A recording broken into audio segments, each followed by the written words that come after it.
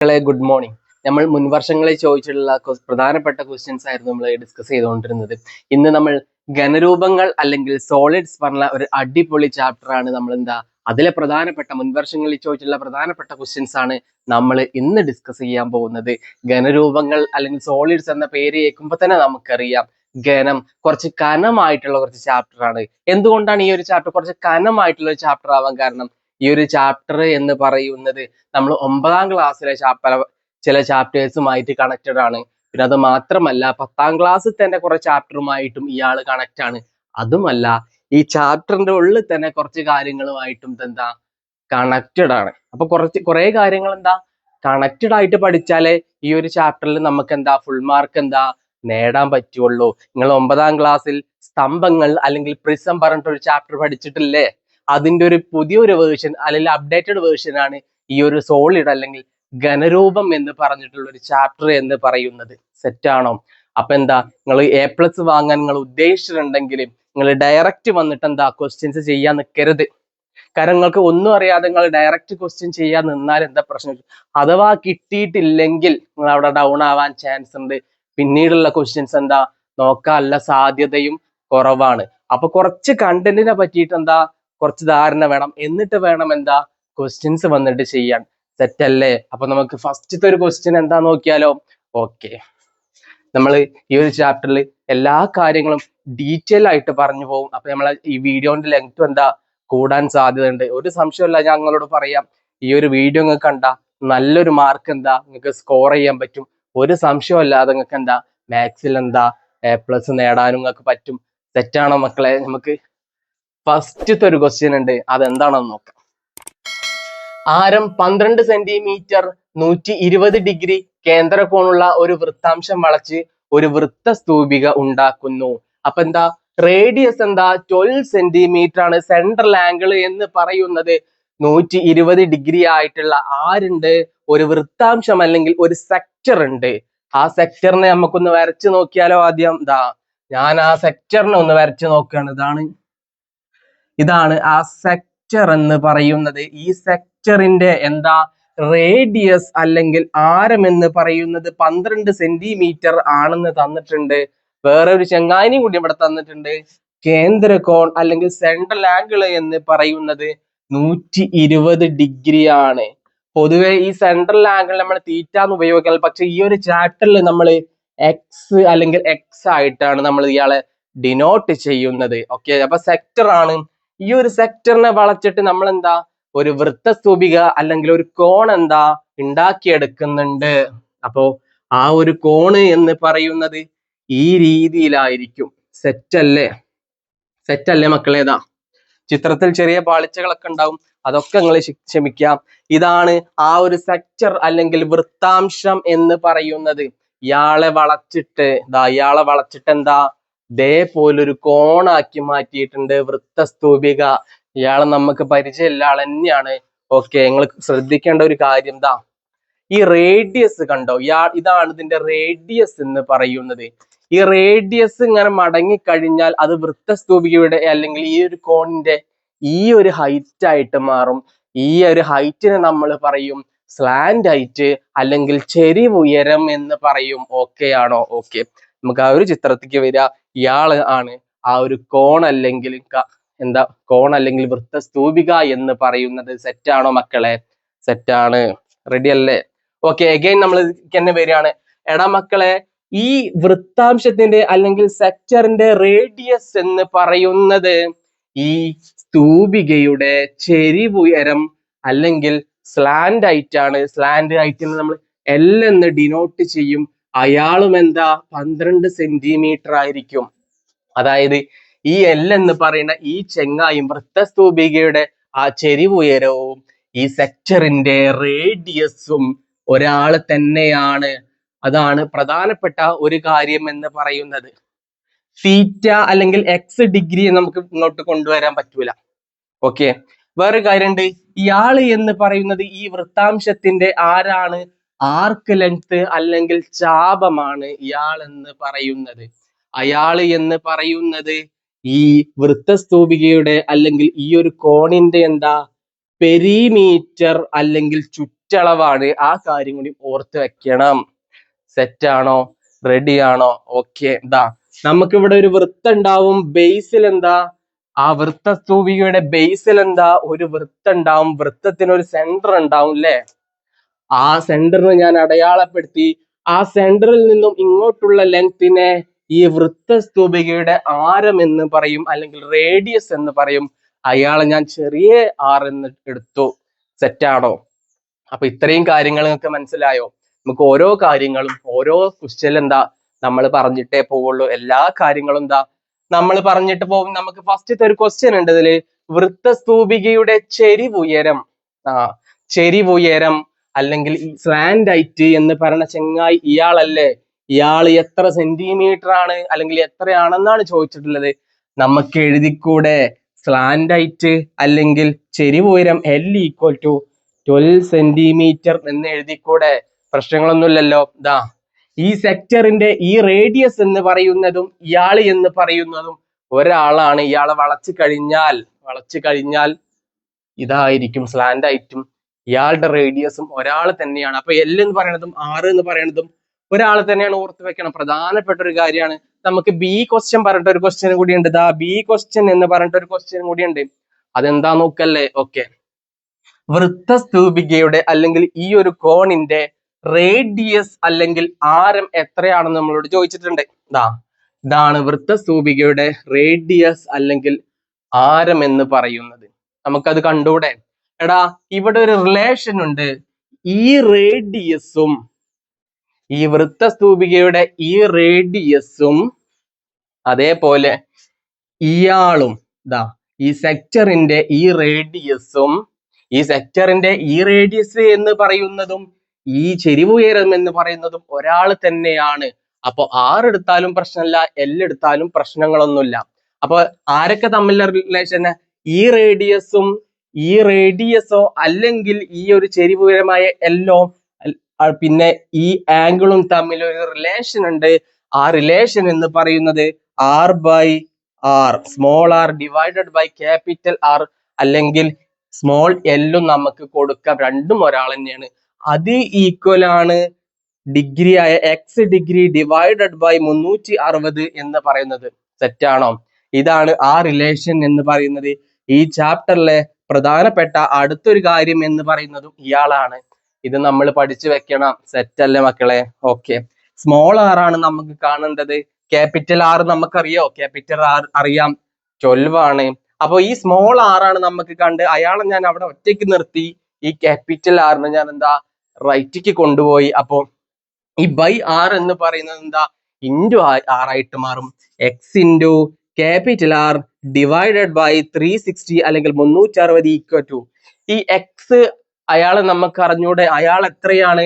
അയാൾ എന്ന് പറയുന്നത് 120 ഡിഗ്രിയാണ്, 120 ഡിഗ്രിയാണ്. അപ്പൊ 120 ഇൻറ്റു ക്യാപിറ്റൽ R നമുക്കറിയാം 12 ആണ്, ഡിവൈഡഡ് ബൈ 360 നമുക്കറിയാം. ഈ സീറോയും ഈ സീറോയും ഞാൻ കട്ട് ചെയ്തു. പ്രശ്നങ്ങളൊന്നുമില്ലല്ലോ. അഗൈൻ ഈ 12നെയും ഈ 36നെയും ഞാൻ കട്ട് ചെയ്തു. എടാ, 36ൽ എത്ര 12 ഉണ്ട്? 3 12 ഇല്ലേ? അഗൈൻ 3. അഗൈൻ നമുക്ക് 12/3 എന്ന് കിട്ടും. 12/3 എന്ന് പറയുന്നത് 12നെയും ഈ 3നെയും ഞാൻ കട്ട് ചെയ്തു. 12/3 എന്ന് പറയുന്നത് 4 ആണ്. അപ്പോ സ്മോൾ r = 4 സെന്റിമീറ്റർ എന്ന് കിട്ടും. സെറ്റ് ആണോ? റെഡി ആണോ മക്കളെ? അപ്പൊ സ്മോൾ r = 4 എന്ന് കിട്ടി. റെഡി അല്ലേ? എടാ, നമുക്ക് C ക്വസ്റ്റ്യൻ ഉണ്ടെന്ന് വിചാരിച്ചോ? C ക്വസ്റ്റ്യൻ എന്ന് പറയുന്നത് ഈ ഒരു വൃത്തസ്തൂപികയുടെ അല്ലെങ്കിൽ ഈ ഒരു വൃത്തസ്തൂപികയുടെ ഹൈറ്റ് എത്രയാണെന്നൊരു ചോദ്യം ഉണ്ടെന്ന് വിചാരിക്കുക. ഇയാളുടെ ഹൈറ്റ് എന്ന് പറയുന്നത് ഈ അപ്പെക്സ് അല്ലെങ്കിൽ എന്താ ശീർഷമായിട്ടുള്ള ഈ മൂലയിൽ നിന്നും ഇയാളുടെ ഹൈറ്റ് അല്ലെങ്കിൽ ഈ ഒരു കോണിന്റെ ഹൈറ്റ് എന്ന് പറയുന്നത് ഈ ശീർഷം അല്ലെങ്കിൽ അപ്പെക്സ് ആയിട്ടുള്ള ഈ ഒരു ടോപ്പിൽ നിന്നും താഴത്തോട്ട്, ഡയറക്റ്റ് താഴത്തോട്ട് ഈ ഒരു പോയിന്റിലെ സെന്ററിലേക്കുള്ള ദൂരത്തെയാണ് നമ്മൾ ഈ ഒരു കോണിന്റെ ഹൈറ്റ് എന്ന് പറയുന്നത്. ഹൈറ്റ് ഏതൊരു സ്തൂപത്തിന്റെയും അല്ലെങ്കിൽ സ്തംഭത്തിന്റെയും ഹൈറ്റ് ഏറ്റവും കുറഞ്ഞ ദൂരമായിട്ട് എടുക്കുക. ഇപ്പൊ എൻ്റെ ഒരു ഹൈറ്റ് അളക്കുകയാണെങ്കിൽ നിങ്ങൾ ഈ ഒരു ഭാഗത്തിലൂടെ അല്ലല്ലോ ഹൈറ്റ് എടുത്ത് ഇങ്ങനെ പോകുക. ഡയറക്റ്റ് ഹൈറ്റ് അല്ല എടുക്കുക. അതേപോലെ തന്നെ ഡയറക്റ്റ് ഹൈറ്റ് ഏറ്റവും ചെറിയ ദൂരമാണ് ഹൈറ്റ് ആയിട്ടുണ്ടായിരിക്കുക. അപ്പോ ഈ ഒരു വൃത്തസ്തൂപികയുടെ ഹൈറ്റ് അല്ലെങ്കിൽ കോണിന്റെ ഹൈറ്റ് എന്ന് പറഞ്ഞാൽ ഈ ശീർഷം അല്ലെങ്കിൽ അപ്പെക്സിൽ നിന്നും ഡയറക്റ്റ് താഴത്തോട്ടുള്ള ഈ ലെങ്ത് ആയിരിക്കും. അയാളായിരിക്കും ഹൈറ്റ് എന്ന് പറയുന്നത്. സെറ്റാണോ? ആ ഹൈറ്റ് എത്രയാണെന്നൊരു ചോദ്യം തന്നാൽ അല്ലെങ്കിൽ ചോദിച്ചു കഴിഞ്ഞാൽ നമുക്ക് കണ്ടൂടെ മക്കളെ? എടാ നോക്കടാ, ഇവിടെ ഒരു റൈറ്റ് ആംഗിൾ ട്രയാങ്കിൾ അല്ലെങ്കിൽ ഒരു മട്ടത്രികോണമുണ്ട്. മട്ടത്രികോണത്തിന്റെ രണ്ട് സൈഡുകളും നമുക്കറിയാം.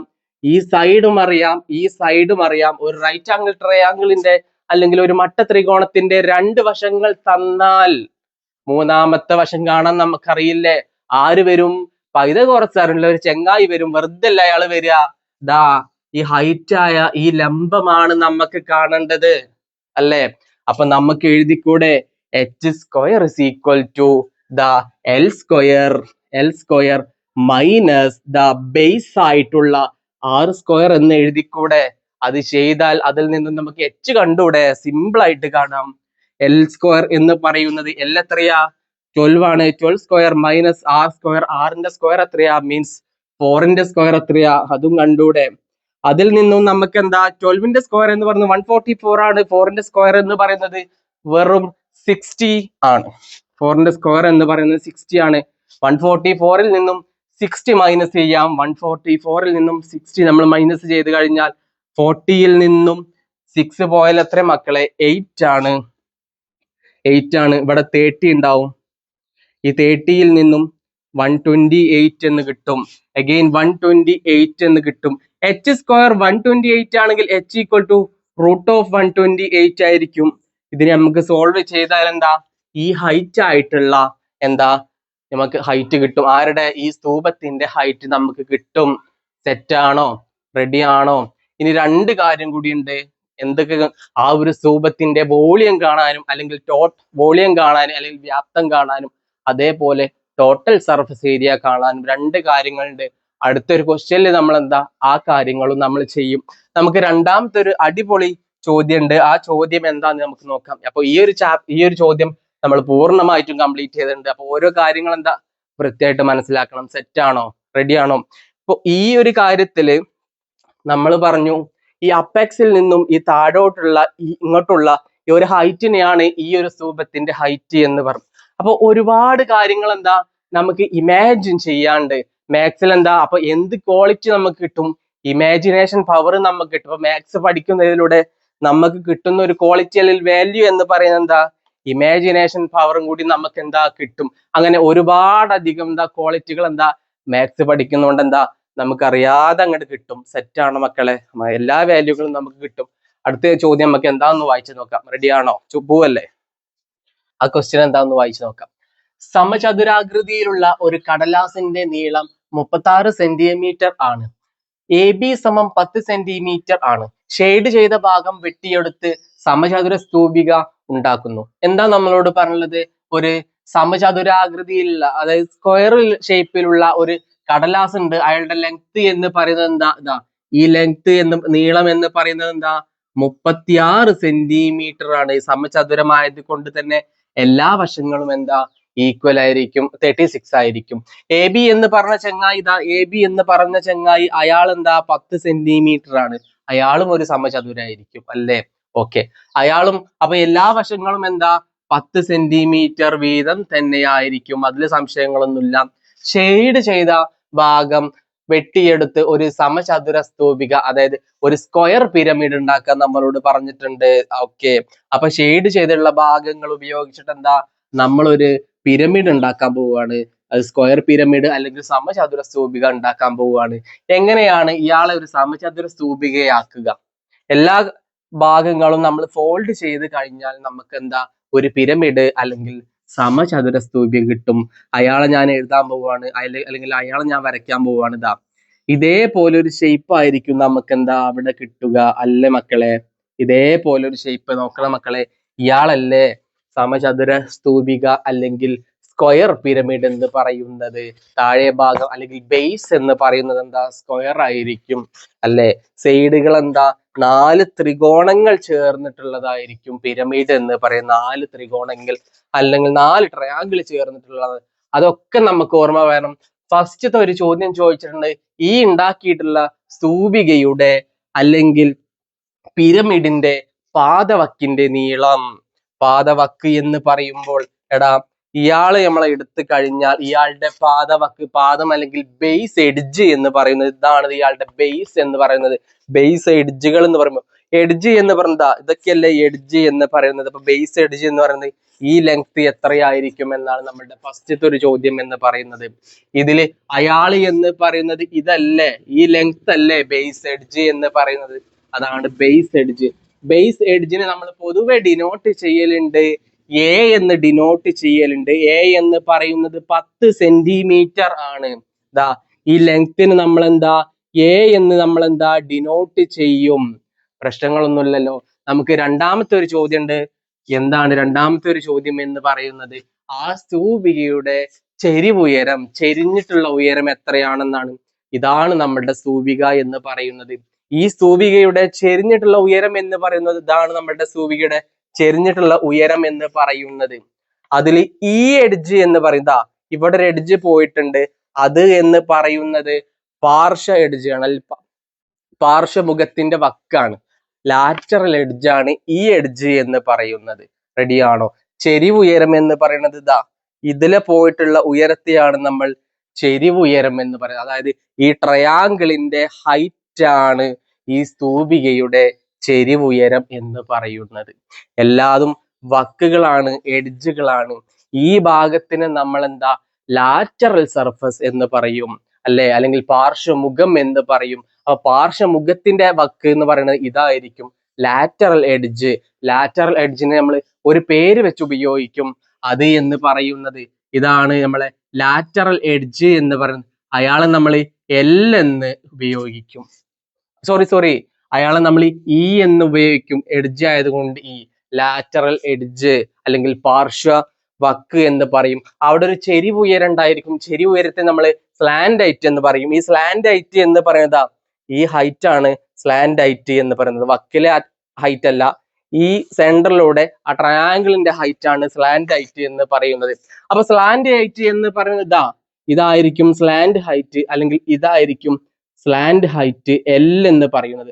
നമ്മളോട് ചോദിച്ചിട്ടുള്ളത് ആ എൽ എത്രയാണെന്നാണ് നമ്മളോട് ചോദിച്ചിട്ടുള്ളത്. എടാ മക്കളെ നോക്കട്ടെ, ഇത് മൊത്തം എന്ന് പറയുന്നത് 36 സെന്റിമീറ്റർ ആണ്. പ്രശ്നങ്ങളൊന്നുമില്ലല്ലോ. അതില് ഇത്രയും ലെങ്ത് എന്ന് പറയുന്നത് 10 സെന്റിമീറ്റർ ആണ്. ഇത് മുതൽ ഇതുവരെയുള്ള ഈ ലെങ്ത് എന്ന് പറയുന്നത് 10 സെന്റിമീറ്റർ ആണ്. 36-ൽ നിന്നും 10 പോയാൽ പിന്നെ എത്ര ഉണ്ടാവുള്ളൂ, 26 ഉണ്ടാവുള്ളൂ. ആ 26-ൽ 13 ഇവിടെ ഉണ്ടായിരിക്കും, 13 ഇവിടെ ഉണ്ടായിരിക്കും. ആ 13 അല്ലേ ഈ 13 സ്ലാൻഡ് ഹൈറ്റ് ആയിട്ടുള്ള, എല്ലായിട്ടുള്ള, ചെരിവുയരമായിട്ടുള്ള അയാള് എന്ന് പറയുന്നത് 13 സെന്റിമീറ്റർ ആയിരിക്കും. കുറെ കാര്യങ്ങൾ നമ്മൾ ഇമാജിനേഷൻ ചെയ്തിട്ട് നമ്മൾ ചെയ്യേണ്ടതായിട്ടുണ്ട്. അങ്ങനെയൊക്കെ ചെയ്യുമ്പോഴേ സിമ്പിൾ ആയിട്ട് പതുക്കെ നമ്മൾ പോവുള്ളൂ. അപ്പൊ സി പറഞ്ഞിട്ടുള്ള ഒരു ക്വസ്റ്റ്യൻ കൂടി ഉണ്ട്, പാർശ്വമുഖ പരപ്പളവ്. നമ്മൾ പറഞ്ഞിട്ടുണ്ടായിരുന്നു പാർശ്വം അല്ലെങ്കിൽ ലാറ്ററൽ സർഫസ് എന്ന് പറയുന്നത് ഈ ഏരിയയാണ്. അതായത് 4 ത്രികോണങ്ങൾ അടങ്ങിയിട്ടുള്ള ആ ഭാഗത്തെയാണ് നമ്മൾ പാർശ്വമുഖം അല്ലെങ്കിൽ ലാറ്ററൽ സർഫസ് എന്ന് പറയുന്നത്. അപ്പൊ അയാളുടെ പരപ്പളവ് എന്ന് എത്രയാന്ന് ചോദിച്ചത്, ലാറ്ററൽ സർഫസ് ഏരിയ അല്ലെങ്കിൽ പാർശ്വമുഖ പരപ്പളവ് എത്രയാണ് എന്നാണ് നമ്മളോട് ചോദിച്ചിട്ടുള്ളത്. എത്രയാ? നമ്മൾ പഠിച്ചിട്ടുണ്ട് ഒരു സ്തൂപത്തിന്റെ അല്ലെങ്കിൽ ഒരു പിരമിഡിന്റെ ലാറ്ററൽ സർഫസ് കാണാനുള്ള ഇക്വേഷൻ 2AL ആണെന്ന്. ആണോ? A2 നമുക്കറിയാം.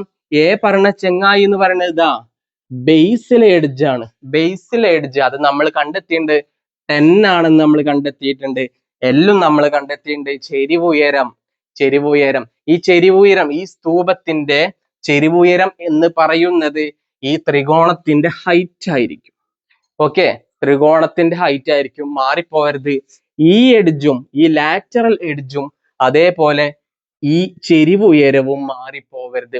ഇത് ഫോൾഡ് ചെയ്ത് കഴിഞ്ഞാൽ ഒരു ചെരിവായിട്ടാണ് ആ ലെങ്ത് രൂപപ്പെടുക. ഓർത്ത് വെക്കണം. ഈ L നമ്മൾ കണ്ടെത്തിയിട്ടുണ്ട് 13 എന്ന് കണ്ടെത്തിയിട്ടുണ്ട്. നമുക്ക് ഇയാളെ ഒന്ന് മൾട്ടിപ്ലൈ ചെയ്തൂടെ? 13 × 10 എന്ന് പറയുന്നത് 130 ഇൻറ്റു 2 ഉണ്ട്. 0 0 2 3 6 ഒരു 2 2 260 സെന്റിമീറ്റർ സ്ക്വയർ എന്ന് കിട്ടും പരപ്പളവ് അല്ലെങ്കിൽ ഏരിയ ആയതുകൊണ്ട്. ഇത്രയും റെഡിയാണോ മക്കളെ? നമ്മളോട് അടുത്തൊരു ചോദ്യം ചോദിക്കുകയാണ്. അടുത്തൊരു ചോദ്യം എന്ന് പറയുന്നത് ഡി ക്വസ്റ്റ്യൻ ആയിട്ടുള്ള ഈ ഒരു സ്തൂപത്തിന്റെ അല്ലെങ്കിൽ ഈ പിരമിഡിന്റെ വ്യാപ്തം അല്ലെങ്കിൽ വോളിയം എത്രയാണെന്ന് നമ്മളോട് ചോദിക്കുകയാണ്. അപ്പൊ നമ്മൾ ചെയ്യേണ്ട ഒരു കാര്യം എന്ന് പറയുന്നത്, നമുക്കറിയാം വോളിയം അല്ലെങ്കിൽ വ്യാപ്തം കാണാനുള്ള ഇക്വേഷൻ എന്ന് പറയുന്നത് a² h ഡിവൈഡഡ് ബൈ 3 അല്ലെങ്കിൽ 1/3 a² h ആണെന്ന് നമുക്കറിയാം. അതിൽ നിന്നും h നമുക്ക് കണ്ടൂടെ? h എന്ന് പറയുന്നത് ഇയാളുടെ സെന്ററിൽ ഉണ്ടാവുന്നതാണ്. നമ്മൾ പറഞ്ഞു തരാം. നമ്മൾ ഈ ഒരു സ്തൂപത്തില് നമ്മൾ എന്താ വരയ്ക്കാൻ പോകുന്നതെന്നോ? ഇതിൽ ചെരിവുയരം നമുക്കറിയാം.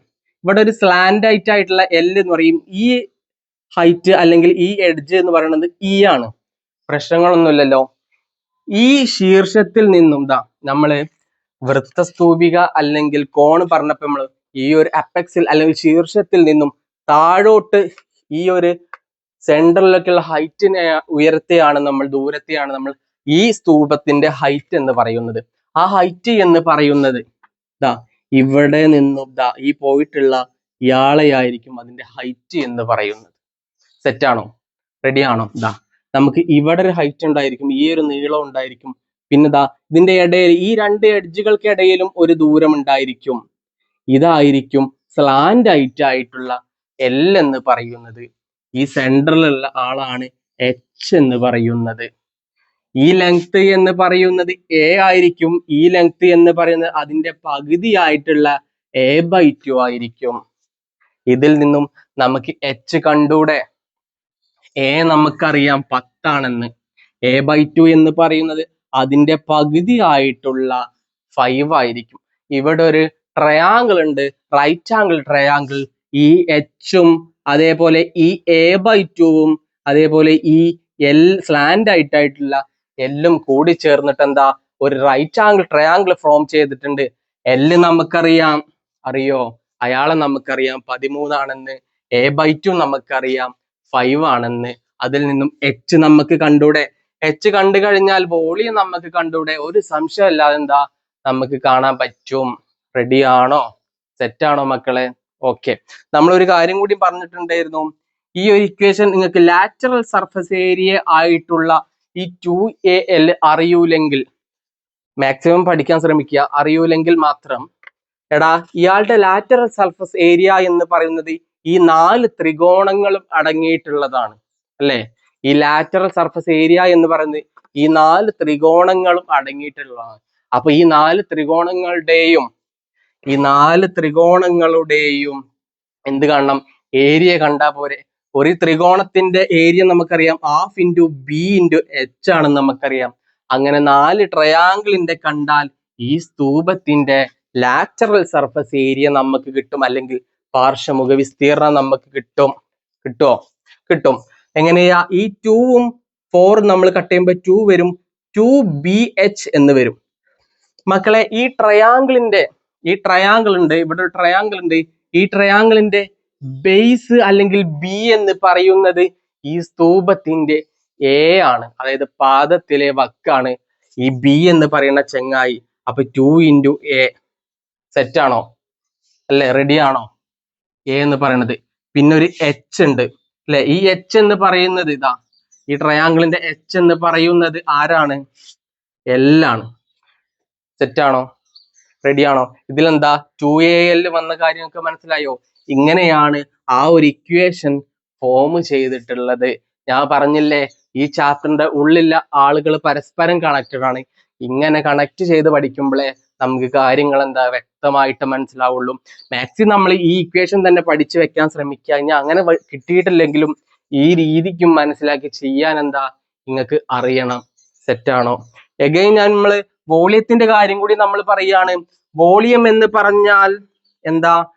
ബേസ് ഏരിയ അല്ലെങ്കിൽ പാദപരപ്പളവ്. ബേസ് ഏരിയ, പാദപരപ്പളവ്, പാദത്തിലെ പരപ്പളവ് ഇൻറ്റു ഉയരമാണെന്ന് നമുക്കറിയാം. എന്താ? Base perimeter. ബേസ് എന്ന് പറയുന്നത് റെക്റ്റാങ്കിൾ ആണ്. റെക്റ്റാങ്കിളിന്റെ ഏരിയ, നമുക്ക് വോളിയം എന്ന് പറഞ്ഞാൽ പാദപരപ്പളവ് ഇൻറ്റു ഉയരമാണെന്ന് നമുക്കറിയാം. അറിഞ്ഞൂടെ? അതിൽ ബേസ് എന്ന് പറയുന്ന റെക്റ്റാങ്കിൾ ആണ്. റെക്റ്റാങ്കിളിന്റെ ഏരിയ എന്ന് പറയുന്നത് L/B ആണ്. പിന്നെ ഒരു എച്ചും കൂടിയും വരും അല്ലെ? ഇത് എന്ന് പറയുന്നത് എന്താ? ഒരു സ്തംഭത്തിന്റെ ഈ ഒരു റെക്റ്റാങ്കുലർ പ്രിസത്തിന്റെ വോളിയം ആണ്. അതേ by3 ആയിരിക്കും, അല്ലെങ്കിൽ 1/3 LBH ആയിരിക്കും ഇയാളുടെ വോളിയം എന്ന് പറയുന്നത്. B എന്ന് പറയുന്നതും L എന്ന് പറയുന്നതും ഈ സ്ക്വയറിനെ സംബന്ധിച്ച് രണ്ടാളും ഒരാളാണ്. അതുകൊണ്ട് നമുക്ക് 1/3 A²H എന്ന് എഴുതാം. സെറ്റാണോ? അങ്ങനെയൊന്നും വേണ്ട, നിങ്ങൾ ഡയറക്റ്റ് ഇത് പഠിച്ചു വെക്കുകയാണെങ്കിൽ ഏറ്റവും നല്ല സുഖം എന്ന് പറയുന്നത്. റെഡിയാണോ? ലാറ്ററൽ സർഫസ് ഏരിയ എന്ന് പറയുന്നത് 2AL ആണ്. വോളിയം അല്ലെങ്കിൽ വ്യാപ്തം എന്ന് പറയുന്നത് 1/3 A²H ആണ്. എടാ മക്കളെ, ഇയാളുടെ ഉപരിതല പരപ്പളവ് കാണുക, മൊത്തത്തിലുള്ള പരപ്പളവ് അല്ലെങ്കിൽ ടോട്ടൽ സർഫസ് ഏരിയ കാണാൻ പറഞ്ഞാൽ ഈ ലാറ്ററൽ സർഫസ് ഏരിയയും അതേപോലെ ഈ പാദ പരപ്പളവും എന്താ? പ്ലസ് ചെയ്താൽ മതി, ആഡ് ചെയ്താൽ മതി. ഓക്കെ, സെറ്റ് ആണോ? നമുക്ക് അടുത്തൊരു ക്വസ്റ്റ്യൻ എന്താന്ന് നമുക്ക് നോക്കാം. ഓക്കെ.